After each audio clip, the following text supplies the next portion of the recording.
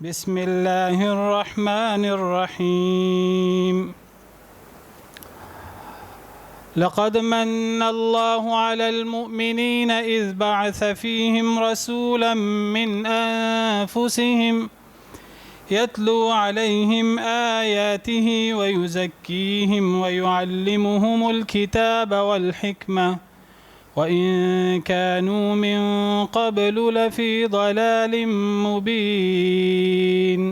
نبی کریم صلی اللہ علیہ وسلم تمام بنی آدم کے بلکہ نبیوں اور رسولوں کے بھی سردار ہیں۔ سیدنا اسماعیل بن ابراہیم علیہ السلام کی نسل سے ہیں۔ آپ اللہ کے عاجز ترین بندے اور سب سے آخری رسول ہیں جن پر اللہ رب العالمین نے نبوت کا سلسلہ ختم کر دیا ہے۔ آپ نبوت کی جو خوبصورت ترین اور جو عالی شان عمارت ہے اس کی آخری اینٹ ہیں۔ نبی کریم صلی اللہ علیہ وسلم پر سلسلہ نبوت ختم کر دیا۔ اب آپ کے بعد کوئی نبی کوئی رسول نہیں آ سکتا۔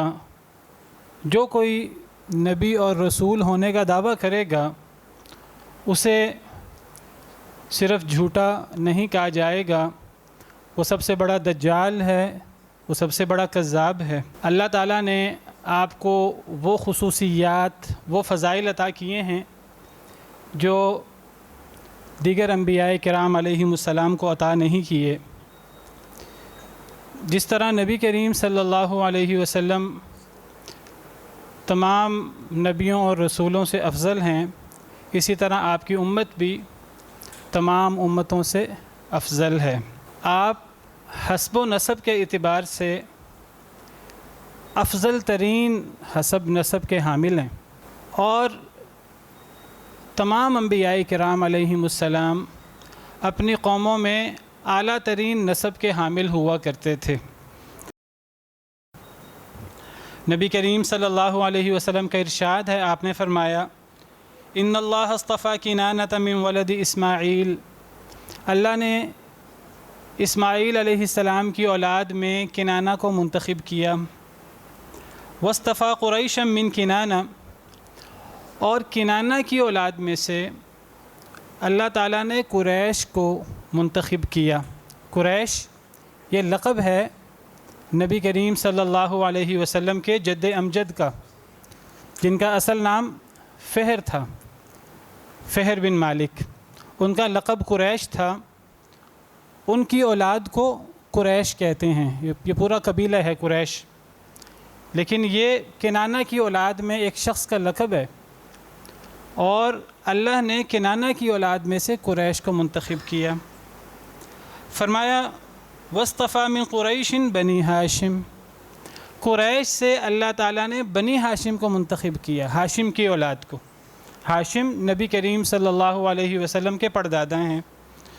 فرمایا واصطفانی من بنی ہاشم، اور پھر اللہ تعالیٰ نے بنی ہاشم میں سے مجھے چنا، نبی کریم صلی اللہ علیہ وسلم۔ صحیح مسلم کی روایت ہے۔ تو نبی کریم صلی اللہ علیہ وسلم حسب نسب کے اعتبار سے اعلیٰ ترین نسب کے حامل ہیں۔ یہ اللہ رب العالمین کا بہت بڑا احسان ہے آپ پر۔ اور میں نے ذکر کیا کہ تمام انبیاء کرام علیہم السلام اپنے دور میں اعلیٰ ترین نسب کے حامل رہے ہیں۔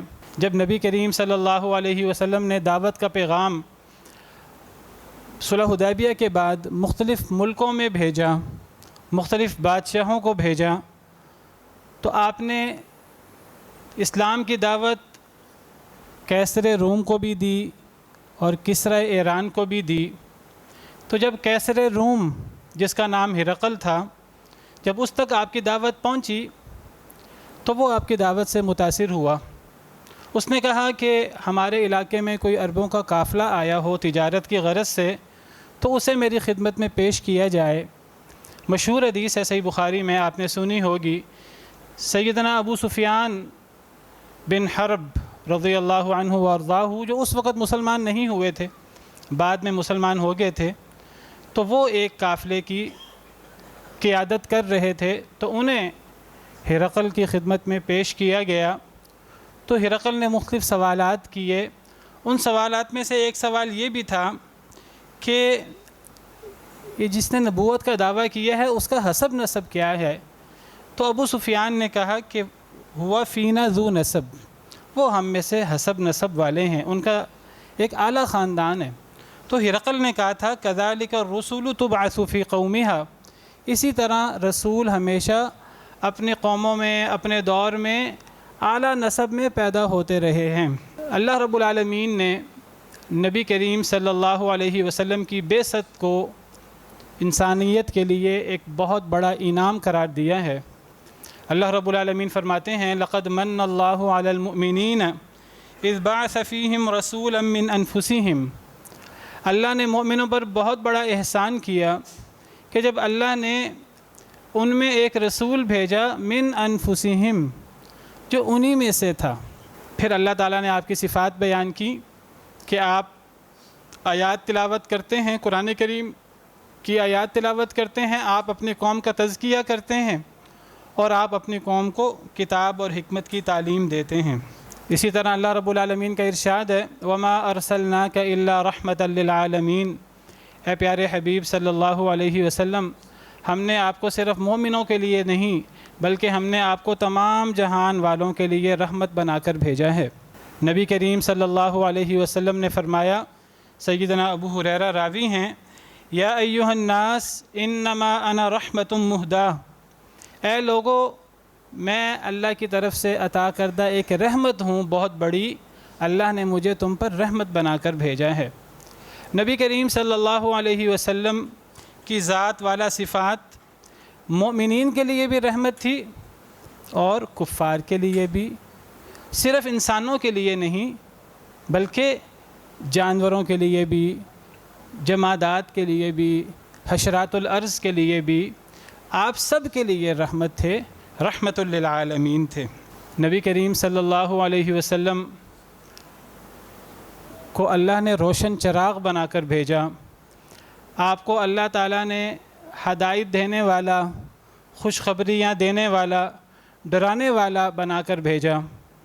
آپ جو لوگ اللہ پر ایمان لے آئیں، اللہ رب العالمین کی احکامات کی پیروی کریں، آپ انہیں بشارتیں دیتے ہیں کہ دنیا میں تمہارے لیے یہ وعدے ہیں اور آخرت میں تمہارے لیے اللہ نے جنت تیار کی ہے۔ اور جو لوگ اللہ رب العالمین کی نافرمانیاں کرتے ہیں، اللہ رب العالمین کے ساتھ کفر کرتے ہیں، فسق و فجور کرتے ہیں، تو آپ انہیں ڈراتے ہیں کہ اگر تم یہی رویہ اختیار کرو گے، اپنے اس رویے پر قائم دائم رہو گے، تو دنیا میں بھی تمہارے لیے گمراہی اور ذلت اور عذاب اس کا وعدہ ہے، اور آخرت میں بھی تمہارے لیے جہنم کی وعید ہے۔ تو لوگوں کو بشارت دینا، جو لوگ اللہ کے احکامات پر عمل کرتے ہیں اور جو لوگ اللہ رب العالمین کے احکامات پر عمل نہیں کرتے، انہیں ڈرانا، یہ ان کے ساتھ بہت بڑا احسان ہے۔ اس سے بڑا کوئی احسان نہیں ہو سکتا۔ اللہ تعالیٰ قرآن کریم میں جگہ جگہ جب اہل ایمان کو جنت کی بشارت دیتے ہیں، اچھے مقام کی بشارت دیتے ہیں، اور اللہ تعالیٰ اپنی ناراضگی اور اپنی نافرمانی سے جب ڈراتے ہیں، تو یہ اللہ رب العالمین کا بہت بڑا احسان ہے۔ اللہ اس کو اپنا بہت بڑا احسان قرار دیتے ہیں۔ سورہ رحمان کا مطالعہ کریں تو اندازہ ہوتا ہے کہ سورہ رحمان میں اللہ تعالیٰ نے اہل جنت کا ذکر بھی کیا ہے اور اہل جہنم کا ذکر بھی کیا ہے، اور آپ کو ہر آیت کے بعد فَبِأَيِّ آلَاءِ رَبِّكُمَا تُكَذِّبَانِ، اے جن و انس تم اپنے رب کی کس کس نعمت کو جھٹلاؤ گے، یہ ملے گا۔ اب جب اللہ تعالیٰ فرمائیں کہ وَلِمَنْ خَافَ مَقَامَ رَبِّهِ جَنَّتَانِ، کہ جو اپنے رب کے سامنے کھڑا ہونے سے ڈرے، اپنے رب کی نافرمانی سے ڈرے، اس کے لیے ایک نہیں دو جنتیں ہیں، دو باغ ہیں۔ تو اس کے بعد بھی اللہ فرماتے ہیں فَبِأَيِّ آلَاءِ رَبِّكُمَا تُكَذِّبَانِ، تو تم اپنے رب کی کس کس نعمت کو جھٹلاؤ گے۔ اور جب اللہ تعالیٰ یہ فرمائیں هَذِهِ جَهَنَّمُ الَّتِي يُكَذِّبُ بِهَا الْمُجْرِمُونَ يَطُوفُونَ بَيْنَهَا وَبَيْنَ حَمِيمٍ آنٍ، کہ یہ جہنم جس کا مجرموں کو وعدہ دیا گیا ہے، کبھی مجرم جہنم میں ہوں گے، کبھی کھولتے ہوئے پانی میں ہوں گے، کبھی اس عذاب میں، کبھی اس عذاب میں، تو اس کے بعد بھی اللہ فرماتے ہیں فَبِأَيِّ آلَاءِ رَبِّكُمَا تُكَذِّبَانِ، تو تم اپنے رب کی کس کس نعمت کو جھٹلاؤ گے۔ تو یہ بشارت کا اور انذار کا فریضہ نبی کریم صلی اللہ علیہ وسلم نے سر انجام دیا ہے۔ آپ صرف نور نہیں تھے، آپ تو باقاعدہ دوسروں کو ہدایت دینے والے اور دوسروں کو بشارتیں دینے والے اور اللہ کی نافرمانی سے ڈرانے والے تھے۔ آپ روشن چراغ تھے۔ اللہ تعالیٰ نے آپ کی جو صفات بیان کی ہیں قرآن کریم میں، یا ایھا النبی انا ارسلناک شاہدا ومبشرا ونذیرا، اے پیارے نبی صلی اللہ علیہ وسلم، ہم نے آپ کو گواہیاں دینے والا بنا کر، بشارتیں دینے والا، ڈرانے والا بنا کر بھیجا ہے۔ وَدَاعِيًا إِلَى اللَّهِ بِإِذْنِهِ وَسِرَاجًا مُنِيرًا، ہم کو اللہ کی طرف دعوت دینے والا اللہ کے حکم سے اور روشن چراغ بنا کر بھیجا ہے۔ لوگ تو یہ بحث کرتے ہیں کہ نبی کریم صلی اللہ علیہ وسلم نور تھے کہ بشر تھے۔ ہم تو کہتے ہیں کہ آپ نور نہیں تھے، آپ تو دوسروں کو نور بنانے والے اور دوسروں کو روشنیاں دینے والے تھے، منیر تھے آپ تو، نور ہدایت۔ اپنی ذات کے اعتبار سے آپ اپنی قوم میں سے تھے، آپ انسانوں میں سے تھے، لیکن آپ سراپا ہدایت تھے، سراپا نور تھے، اور آپ دوسروں کو بھی روشنیاں دینے والے تھے۔ نبی کریم صلی اللہ علیہ وسلم بہت مہربان، بہت شفقت کرنے والے۔ اللہ تعالیٰ فرماتے ہیں سورہ توبہ کی آخری آیات میں، لَقَدْ جَاءَكُمْ رَسُولٌ مِّنْ أَنفُسِكُمْ عَزِيزٌ عَلَيْهِ مَا عَنِتُّمْ حَرِيصٌ عَلَيْكُمْ بِالْمُؤْمِنِينَ رَءُوفٌ رَحِيمٌ، کہ اے لوگو تمہارے پاس ایسا رسول آیا ہے جو تمہیں میں سے ہے، تمہیں میں سے یعنی تمہارے کنبے قبیلے میں سے ہے، تمہاری طرح انسان ہے۔ عزیز علیہ ما عنتم، تمہیں کوئی مشکل آئے تو انہیں بڑی تکلیف ہوتی ہے، ان پر بڑا گراں گزرتا ہے۔ حریص علیکم، تمہارے بارے میں بڑے حریص ہیں۔ کیا مطلب تمہارے بارے میں بڑے حریص ہیں؟ یعنی تمہاری خیر خواہی کے بارے میں بڑے حریص ہیں، بڑے لالچی ہیں، بڑے فکر مند ہیں کہ مومن کیسے اللہ کی نعمتوں کے مستحق بنے، لوگ کیسے اللہ رب العالمین کے ناراضگی سے بچیں۔ حریص علیکم، تمہارے بارے میں لالچی ہیں، تمہارے بارے میں بڑے فکر مند ہیں۔ بالمؤمنین رؤوف الرحیم، مومنین کے ساتھ بہت شفقت کرنے والے، بہت رحم کرنے والے ہیں۔ مومنین کے ساتھ شفقت اور رحمت کا ذکر ہوا ہے، اس کا مطلب یہ نہیں ہے کہ نبی کریم صلی اللہ علیہ وسلم باقی انسانوں کے لیے شفقت کرنے والے، رحمت کرنے والے نہیں تھے۔ جیسے پچھلی آیات کی روشنی میں نے عرض کیا کہ آپ مومنین کے علاوہ کفار کے لیے بھی اور انسانوں کے علاوہ آپ جانوروں کے لیے بھی، حشرات اور جمادات کے لیے بھی آپ رحمت تھے۔ تو بعض آیات میں جو بالمؤمنین رؤوف الرحیم آیا ہے، اس کا مطلب ہے نتیجے کے اعتبار سے، یعنی آپ کی رحمت، آپ کی شفقت تو سب کے لیے ہے، لیکن آپ کی رحمت اور شفقت سے مستفید کون ہوتا ہے، حقیقی فائدہ کون اٹھا پاتا ہے، وہ مومن ہی ہے۔ ابو جہل، آپ تو اس کے لیے بھی رحمت تھے، اگر وہ فائدہ اٹھا پاتا، آپ نے تو اس کو بھی ہدایت دی، آپ نے تو اس کو بھی جہنم سے بچانے کی کوشش کی، لیکن آپ دلوں کو نہیں پھیر سکتے تھے، وہ اللہ رب العالمین کے ہاتھ میں ہے۔ تو آپ تو سب کے لیے سراپے رحمت تھے، شفقت تھے۔ تو جن آیات میں آپ کو مومنین کے لیے شفقت کرنے والا، رحمت کرنے والا کہا گیا ہے، اس سے مراد ہے نتیجے کے اعتبار سے۔ علماء کرام کہتے ہیں کہ اللہ تعالیٰ نے اپنی دو صفات اکٹھی کسی مخلوق کے لیے ذکر نہیں کی، نبی کریم صلی اللہ علیہ وسلم کے لیے ذکر فرمائی ہیں۔ یہ الرؤوف اور الرحیم ہونا، یہ اللہ رب العالمین کی صفت ہے۔ ان اللہ بالناس لرؤوف الرحیم، بے شک اللہ لوگوں کے ساتھ بہت شفقت کرنے والے اور بہت رحم کرنے والے ہیں۔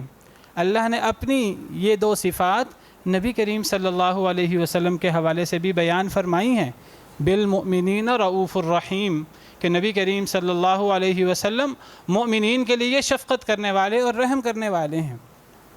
باقی اللہ کا شفقت کرنا اور اللہ کی رحمت اور مخلوق کا شفقت، نبی کریم صلی اللہ علیہ وسلم کا شفقت کرنا اور آپ کا رحم کرنا، اس میں بہت بڑا فرق ہے۔ اللہ کی شفقت اور رحمت جیسے اللہ رب العالمین کی شان کو لائق، اور نبی کریم صلی اللہ علیہ وسلم کی شفقت اور رحمت آپ کی شان کو لائق۔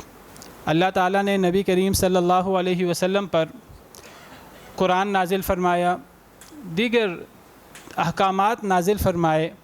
تمام احکامات آپ پر اللہ تعالیٰ نے آسمان سے نازل فرمائے، لیکن بعض ایسے احکام تھے جو اتنے اہم تھے کہ اللہ رب العالمین نے انہیں آپ پر نازل کرنے کی بجائے اللہ تعالیٰ نے وہ احکامات آپ کو دینے کے لیے آپ کو آسمانوں پہ بلا لیا، معراج کروایا، اسراء اور معراج۔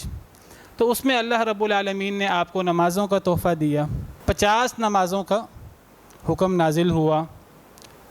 تو نبی کریم صلی اللہ علیہ وسلم کی شفقت اور رحمت دیکھیں امت کے حوالے سے۔ سیدنا موسیٰ علیہ السلام کے مشورے سے بار بار اللہ رب العالمین کے پاس حاضر ہوتے رہے اور کمی کی درخواست کرتے رہے۔ آخر کار اللہ رب العالمین کی طرف سے حکم ہوا کہ ما یبدل القول لدی، میرے ہاں بات تبدیل نہیں ہوتی۔ یہ 50 نمازیں یہ 5 کر دی گئی ہیں، اب یہ 5 نمازیں پڑھیں گے تو ثواب 50 کا ہی ملے گا۔ تو 50 نمازوں کی بجائے نبی کریم صلی اللہ علیہ وسلم کے بار بار درخواست کرنے کے نتیجے میں 5 نمازیں فرض کی گئیں، ثواب 50 کا ہی ہے۔ یہ نبی کریم صلی اللہ علیہ وسلم کی اپنی امت کے حوالے سے رحمت اور شفقت ہے۔ باقی انسان سنتیں اور نوافل جتنے بھی ادا کرے۔ اسلام میں طہارت، پاکیزگی، اس کی بہت زیادہ اہمیت ہے، خواہ وہ باطنی طہارت اور پاکیزگی ہو جس کو توبہ استغفار کہتے ہیں، خواہ وہ ظاہری طہارت اور پاکیزگی ہو۔ الطہور شطر الایمان، طہارت اور پاکیزگی کو ایمان کا ایک حصہ قرار دیا گیا ہے، آدھا ایمان قرار دیا گیا ہے۔ اور اللہ رب العالمین فرماتے ہیں ان اللہ یحب التوابین ویحب المتطہرین، بے شک اللہ تعالیٰ بہت توبہ کرنے والوں کو اور بہت پاک رہنے والوں کو پسند فرماتے ہیں۔ نبی کریم صلی اللہ علیہ وسلم بھی پاکیزگی کو بہت پسند فرمایا کرتے تھے، اسی لیے نماز کے ساتھ، وضو کے ساتھ مسواک کا حکم دیا کرتے تھے۔ لیکن آپ امت کے لیے اتنے رحیم تھے کہ آپ کا ارشاد ہے، آپ نے فرمایا اگر میں اپنی امت پر مشقت کرنے والا ہوتا تو میں انہیں ہر نماز کے ساتھ مسواک کرنے کا حکم دیتا۔ چونکہ میں اپنی امت کے لیے مشقت کرنے والا نہیں ہوں تو میں واجب نہیں کرتا اپنی امت کے لیے کہ وہ ہر نماز کے ساتھ مسواک کریں۔ باقی اگر کوئی مستحب استحباب کے طور پر کوئی طہارت حاصل کرنے کے لیے ہر نماز کے ساتھ مسواک کرے تو یہ ایک باعث فضیلت چیز ہے، لیکن نبی کریم صلی اللہ علیہ وسلم نے فرمایا کہ میں اسے اپنی امت پر واجب نہیں کرتا، اپنی امت پر فرض نہیں کرتا، کیونکہ یہ میری امت کے لیے مشقت ہو جائے گی، میں اپنی امت کے لیے مشقت نہیں چاہتا۔ تو اس سے نبی کریم صلی اللہ علیہ وسلم کا اپنی امت سے رحمت اور شفقت کا پتہ لگتا ہے۔ اللہ تعالیٰ کے احکامات پر نبی کریم صلی اللہ علیہ وسلم پر بھی اس طرح عمل کرتے تھے جس طرح ہم عمل کرتے ہیں۔ آپ بھی ان احکامات کے اسی طرح پابند تھے جس طرح ہم پابند ہیں۔ نبی کریم صلی اللہ علیہ وسلم کی 2 حیثیتیں تھیں، ایک نبوی حیثیت، جس حیثیت کی روح سے آپ پر قرآن اور سنت، آپ پر وحی اترتی تھی اور آپ من وعن اس وحی کو آگے امت تک پہنچا دیتے تھے، یہ آپ کی نبوی حیثیت تھی۔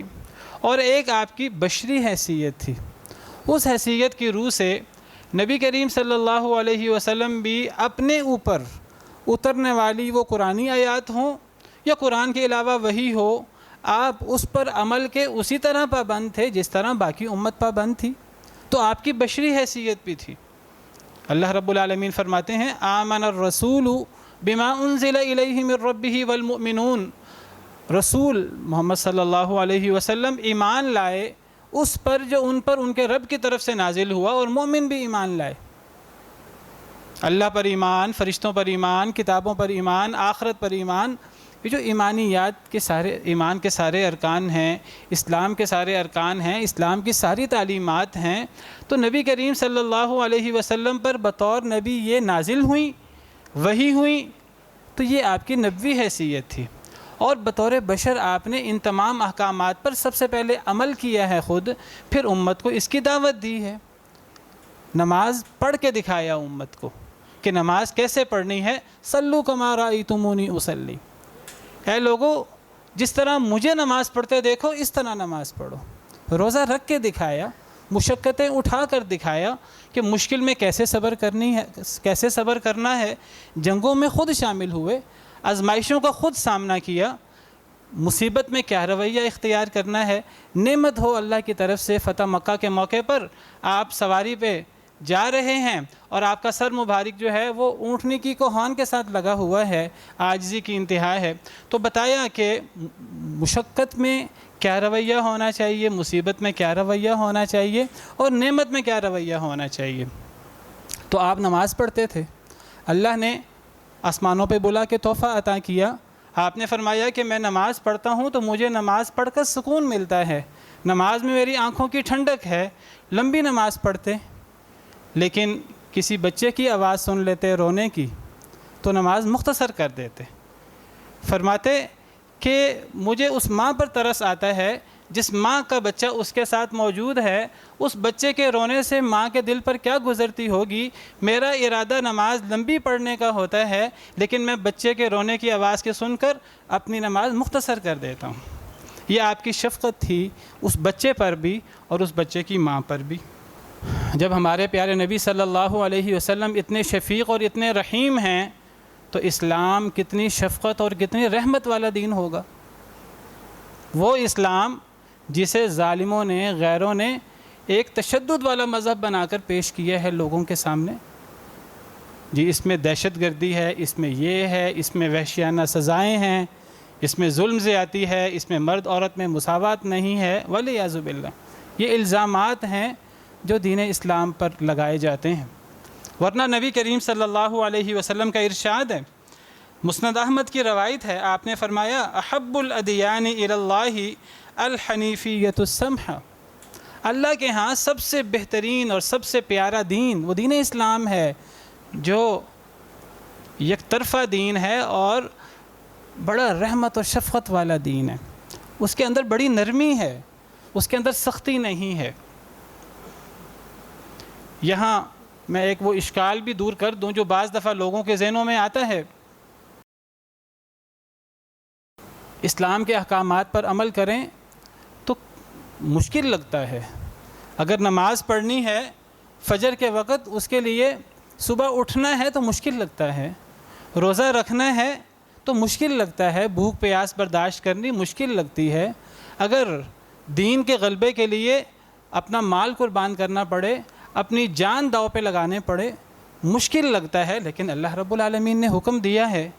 تو ایک طرف دین اسلام میں ہم کہتے ہیں بہت نرمی ہے، وما جعل علیکم فی الدین من حرج، اللہ نے تم پر دین میں کوئی حرج، کوئی تنگی نہیں رکھی، یرید اللہ ان یخفف عنکم، اللہ چاہتے ہیں کہ تم پر تخفیف فرمائیں، لیکن دوسری طرف ایسے احکامات ہیں جو مشکل لگتے ہیں، تو پھر کیا مطلب ہے اس کا؟ پھر دین آسان کیسے ہوا؟ پھر دین میں نرمی کہاں سے ہے؟ دین کے احکامات ایسے بھی ہیں جو بہت مشکل ہیں۔ تو یہ بات یاد رکھیے کہ یہ جو اللہ تعالیٰ فرماتے ہیں کہ دین آسان ہے، اس سے مراد یہ نہیں ہے کہ کوئی مشکل نہیں ہے، کوئی پابندی نہیں ہے دین میں۔ دیکھیے ایک ہے دین کا مطلب ہی ہے کہ انسان کسی ایسے نظام کا پابند ہو جس میں کچھ پابندیاں ہوں، جس میں کوئی ایک طور طریقہ ہو۔ آپ کسی آفس میں جاتے ہیں، کسی کمپنی میں آپ ملازمت اختیار کرتے ہیں، وہاں کا ایک طور طریقہ ہوتا ہے، اس طور طریقے کو اختیار کرنا، اس میں سختیاں بھی ہوتی ہیں، وقت پر آنا ہوتا ہے، وقت پہ جانا ہوتا ہے، چھٹی کا ایک نظام ہوتا ہے۔ تو یہ نظام کوئی بندہ اس کو بوجھ سمجھنا شروع کر دے، یہ نظام بوجھ نہیں ہوتا، اس نظام میں لوگوں کے لیے آسانیاں ہوتی ہیں۔ ایک نظم و ضبط ہو تو ایک بندے کو بعض دفعہ مشکل لگ رہی ہوتی ہے چیز، لیکن بحیثیت مجموعی دیکھیں تو وہ تمام لوگوں کے لیے وہ آسانی ہوتی ہے۔ اگر کسی دفتر میں، کسی آفس میں لوگوں نے جانا ہے اور وہاں بہت سے لوگوں کے کام ہیں، اور اگر وہاں لائن نہ بنائی جائے اور سب لوگ اکٹھے داخل ہونے کی کوشش کریں تو کتنی مشکل ہوگی، آپ کو اندازہ ہے۔ تو دین نام ہے کچھ پابندیوں کا، ان پابندیوں کو اختیار کرنے میں تو کچھ مشقت، کچھ سختی برداشت کرنی پڑتی ہے، جس کا مجموعی طور پر بہت بڑا فائدہ ہے، دنیا میں بھی خیر ہے اور آخرت میں بھی خیر ہے۔ لیکن کوئی ایسی سختی نہیں ہے دین میں جو انسان کی طاقت سے بڑھ کر ہو، ورنہ تو دین نام ہی پابندی کا ہے، اور پابندی مشکل لگتی ہے ہر انسان کو۔ نماز پڑھنا یہ بھی پابندی ہے، یہ بھی مشکل ہے، روزہ رکھنا یہ بھی پابندی ہے، یہ بھی مشکل ہے، جہاد کرنا یہ بھی پابندی ہے، یہ بھی مشکل ہے۔ ایسی کوئی مشکل نہیں ہے دین میں جو ہماری طاقت سے بڑھ کر ہو۔ یہ مراد ہے کہ ہمارے دین میں کوئی سختی نہیں ہے، ہمارے دین میں کوئی جبر نہیں ہے۔ ہاں، دین کو قبول کرنے میں کوئی جبر نہیں ہے، لیکن جب کوئی بندہ اسلام قبول کر لے، اب کچھ پابندیاں ہیں۔ کوئی بندہ کہ نہیں میں تو کوئی پابندی قبول نہیں کروں گا، میں نماز نہیں پڑھوں گا، میں روزہ نہیں رکھوں گا، میں زکوٰۃ نہیں دوں گا، بھئی جبرن لی جائے گی۔ اگر نہیں، اسلام قبول کرنے کے بعد بھی کوئی نہیں دے گا تو اگر اسلامی نظام ہے تو جبرن لینی چاہیے، حکومت زکوٰۃ لے سکتی ہے۔ تو بہرحال لا یکلف اللہ نفسا الا وسعها، اللہ کسی انسان کو اس کی طاقت سے بڑھ کر تکلیف نہیں دیتے۔ نبی کریم صلی اللہ علیہ وسلم اپنی امت کے لیے، خواہ وہ مسلمان ہوں خواہ وہ کافر ہوں، کتنی بڑی شفقت اور کتنی بڑی رحمت تھے۔ نبی کریم صلی اللہ علیہ وسلم کا ارشاد ہے، آپ نے فرمایا کہ اے لوگو، میری اور تمہاری مثال کیا ہے؟ فرمایا کہ میری اور تمہاری مثال اس آدمی کی طرح ہے جس نے آگ جلائی، فلما اضاءت ما حولہ، جب وہ آگ خوب روشن ہو گئی، جعل الفراش وهذه الدواب التي تقع في النار يقعن فيها، تو جانور اس آگ میں، کیڑے مکوڑے، پتنگے، یہ آگ میں گرنا شروع ہو گئے۔ آپ کو پتہ ہے کہ پتنگے اور کیڑے مکوڑے، یہ جو کہیں روشنی ہوتی ہے، آگ ہوتی ہے، تو اس کے ارد گرد چکر لگاتے رہتے ہیں اور مرتے رہتے ہیں، اس میں گرتے رہتے ہیں۔ تو آپ نے فرمایا میری تمہاری مثال ایسے جیسے کوئی آگ جلائے، تو اب یہ کیڑے مکوڑے اور پتنگے اس آگ کے اندر گر گر کر جل رہے ہیں۔ فجعل ينزعهن، وہ آدمی ان کیڑوں مکوڑوں کو، ان جانوروں کو آگ سے دور کرنے کی کوشش کر رہا ہے۔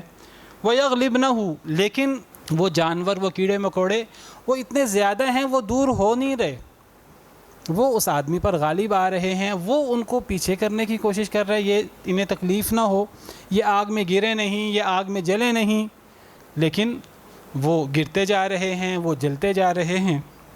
فرمایا فَأَنَا آخِذٌ بِحُجَزِكُمْ عَنِ النَّارِ وَهُمْ يَقْتَحِمُونَ فِيهَا، میں لوگوں کو ان کی کمر سے پکڑ کر آگ سے نکالنے کی کوشش کر رہا ہوں، اور وہ آگ میں کودتے جا رہے ہیں۔ یہ مثال ہے نبی کریم صلی اللہ علیہ وسلم کی اور آپ کی امت کی۔ یعنی آپ کی کوشش تھی کہ اگر لوگ ایمان نہیں لائیں گے، اللہ کے احکامات پر عمل نہیں کریں گے، تو لوگ دنیا میں بھی تباہ و برباد ہوں گے اور آخرت میں بھی اللہ کی جہنم کے سزاوار ہوں گے۔ تو آپ کی بڑی خواہش تھی، بڑی کوشش تھی، آپ کی پوری زندگی اس کوشش میں گزری، آپ کی ساری محنتیں وہ لوگوں کے لیے ہیں کہ لوگ اللہ کے عذاب سے بچ جائیں، اللہ کی آگ سے بچ جائیں۔ وہ بچہ جو آپ کی خدمت کیا کرتا تھا اور یہودی تھا، بیمار ہوا، نبی کریم صلی اللہ علیہ وسلم اس کی تیمارداری کے لیے گئے، وہ کافی بیمار تھا، تو آپ نے بچے سے کہا کہ بیٹا اسلام قبول کر لو۔ تو اس نے باپ کو دیکھا، باپ کو پتہ تھا کہ نبی کریم صلی اللہ علیہ وسلم کتنی شفقت کرتے ہیں اس سے، اور یہ نبی صلی اللہ علیہ وسلم سے اس کا کتنا تعلق ہے، تو باپ کہنے لگا کہ بات مان لو ابو القاسم کی۔ تو اس نے اسلام قبول کر لیا اور فوت ہو گیا۔ تو نبی صلی اللہ علیہ وسلم نے اسلام قبول کر لیا اس نے، تو نبی صلی اللہ علیہ وسلم نے اللہ کی تعریف بیان کی کہ تمام تعریفیں اس اللہ کی ہیں جس نے اس بچے کو جہنم کی آگ سے بچا لیا۔ تو نبی کریم صلی اللہ علیہ وسلم اس طرح لوگوں کو جہنم کی آگ سے بچانے کی ہر وقت کوشش میں لگے رہتے تھے۔ اللہ نے قرآن کریم میں نبی کریم صلی اللہ علیہ وسلم کی یہ جو کوشش تھی بہت زیادہ، بلکہ اس کوشش میں آپ ایک حد سے بھی آگے بڑھ جایا کرتے تھے، اللہ نے تنبیہ فرمائی ہے۔ لعلک باخع نفسک الا یکونوا مؤمنین، اگر یہ لوگ ایمان نہیں لائیں تو کیا آپ اپنے آپ کو ہلا کر ڈالیں گے؟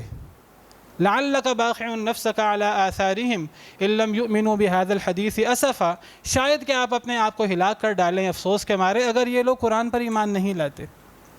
تو نبی کریم صلی اللہ علیہ وسلم کتنی کوشش کرتے تھے امت کے لیے، اور کس طرح آپ، وہ مسلمان ہیں یا کافر ہیں، کس طرح آپ انہیں جہنم سے بچانے کی کوشش کرتے تھے۔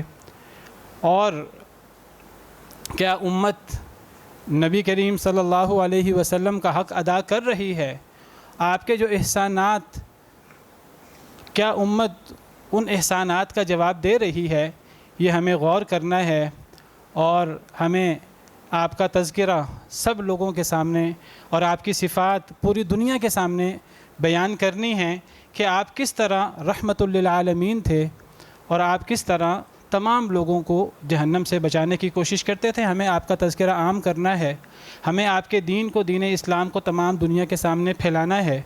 نبی کریم صلی اللہ علیہ وسلم کتنے شوق سے نماز پڑھتے تھے، ابھی ذکر ہوا، آپ نے فرمایا کہ جعلت قرۃ عینی فی الصلاۃ، کہ میری آنکھوں کی ٹھنڈک نماز میں رکھ دی گئی ہے۔ اور نبی کریم صلی اللہ علیہ وسلم فرض نمازوں کے علاوہ سنتیں اور نوافل، اور خاص طور پہ قیام اللیل کا اہتمام فرمایا کرتے۔ آدھی رات سے بھی بڑا حصہ، 2/3 رات آپ قیام اللیل میں گزار دیتے، بہت ان میں قرآن پڑھتے، بعض دفعہ 5 6 پارے آپ قرآن کریم پڑھتے، اور لمبی راتیں آپ اللہ کے حضور کھڑے کھڑے گزار دیتے، آپ کے پاؤں مبارک میں ورم آ جاتے۔ بعض دفعہ ایسی آیات آ جاتی قیام اللیل میں کہ آپ 5 6 پارے پڑھنے کی بجائے آپ وہ بعض آیات کو ہی پوری رات قیام اللیل میں دہراتے رہتے۔ احادیث مبارکہ میں ملتا ہے، ایک دفعہ نبی کریم صلی اللہ علیہ وسلم قرآن کریم پڑھتے پڑھتے یہ آیات آپ کے سامنے آ گئیں، ان تعذبہم فإنہم عبادک وَإِن تغفر لَهُمْ فَإِنَّكَ أَنْتَ الْعَزِيزُ الْحَكِيمُ۔ سیدنا عیسیٰ علیہ السلام کے حوالے سے سورہ مائدہ میں اللہ رب العالمین نے ذکر فرمایا ہے کہ سیدنا عیسیٰ علیہ السلام قیامت کے دن اللہ کے حضور دعا کریں گے، کہیں گے کہ اے اللہ میری قوم، یہ لوگ، اے اللہ اگر آپ انہیں عذاب دیں تو یہ آپ کے بندے ہیں، آپ انہیں عذاب دینے پر پوری قدرت رکھتے ہیں، اگر آپ اپنے بندوں کو عذاب دیں تو یہ آپ کی طرف سے ظلم زیادتی نہیں ہے، یہ انصاف ہوگا۔ لیکن وَإِن تَغْفِرْ لَهُمْ فَإِنَّكَ أَنْتَ الْعَزِيزُ الْحَكِيمُ، لیکن اے اللہ اگر آپ انہیں معاف کر دیں تو آپ کا کیا جاتا ہے؟ آپ تو معاف کرنے پر بھی قادر ہیں، آپ تو ہر چیز پر غالب ہیں، آپ تو حکیم ہیں، آپ لغزشیں بھی معاف کر سکتے ہیں، آپ گناہ بھی معاف کر سکتے ہیں۔ تو یہ آیات نبی کریم صلی اللہ علیہ وسلم نے پڑھی جب قیام اللیل میں، تو انہی آیات کو دہراتے دہراتے پوری رات گزر گئی، اور آپ رو رہے ہیں اور یہ آیات تلاوت کر رہے ہیں۔ تو اللہ تعالیٰ سے آپ کا یہ رونا دیکھا نہ گیا، تو اللہ تعالیٰ نے سیدنا جبریل امین علیہ السلام کو بھیجا کہ اے جبریل جاؤ اور جا کر محمد صلی اللہ علیہ وسلم سے پوچھو کہ وہ کیا چاہتے ہیں، وہ کیوں اتنا رو رہے ہیں، ان کی ایسی کیفیت کیوں ہے، وہ کیوں اتنے بے قرار ہیں۔ تو سیدنا جبریل امین علیہ السلام آئے، اللہ کو پہلے پتہ تھا، صرف ہمیں بتانے کے لیے اور امت کو بتانے کے لیے کہ ان کے نبی ان کے لیے کتنے رحیم اور کتنے شفیق ہیں، سیدنا جبریل کو بھیجا۔ تو سیدنا جبریل نے پوچھا کہ اے محمد آپ اتنے بے قرار کیوں ہیں؟ تو فرمایا اللہم امتی امتی، اے اللہ میری امت کو بھی اے اللہ معاف کر دے۔ تو جب آپ نے یہ فرمایا تو سیدنا جبریل امین علیہ السلام آپ کا پیغام لے کر اللہ کے پاس تشریف لے گئے، اور اللہ کو بتایا کہ نبی صلی اللہ علیہ وسلم تو اپنی امت کے حوالے سے بات کر رہے ہیں کہ اے اللہ میری امت کو بھی معاف کر دے، آپ معاف کرنے پر قادر ہیں، آپ العزیز الحکیم ہیں۔ تو اللہ تعالیٰ نے فرمایا کہ جاؤ جا کر محمد صلی اللہ علیہ وسلم کو بتا دو کہ اِنَّا سَنُرْضِيكَ فِي أُمَّتِكَ وَلَا نَسُوءُكَ، کہ اے محمد صلی اللہ علیہ وسلم ہم آپ کو آپ کی امت کے بارے میں راضی کر دیں گے قیامت کے دن، ہم آپ کے ساتھ اچھا معاملہ رکھیں گے قیامت کے دن، ہم آپ کو قیامت کے دن ناراض نہیں کریں گے۔ تو یہ پیارے نبی صلی اللہ علیہ وسلم کی رحمت و شفقت آپ کی امت کے حوالے سے، ہم گناہ گاروں کے حوالے سے۔ اب ہم دیکھیں کہ کیا ہم نبی کریم صلی اللہ علیہ وسلم کے ساتھ اس محبت اور اس شفقت کا ہم اظہار کرتے ہیں؟ کیا ہم نبی کریم صلی اللہ علیہ وسلم کی کما حقہ پیروی کرتے ہیں جو پیروی کرنے کا حق ہے؟ آپ سے محبت کرنے کا مطلب آپ کی پیروی کرنا ہے۔ جو بندہ نبی کریم صلی اللہ علیہ وسلم کو سب سے زیادہ محبوب نہیں بناتا، اس کا ایمان ہی مکمل نہیں ہے۔ تو کیا ہمارا رویہ بھی نبی کریم صلی اللہ علیہ وسلم کے حوالے سے وہی ہے، ویسا ہے جیسا آپ کا اپنی امت کے حوالے سے تھا؟ یہ ہمیں غور کرنا ہے۔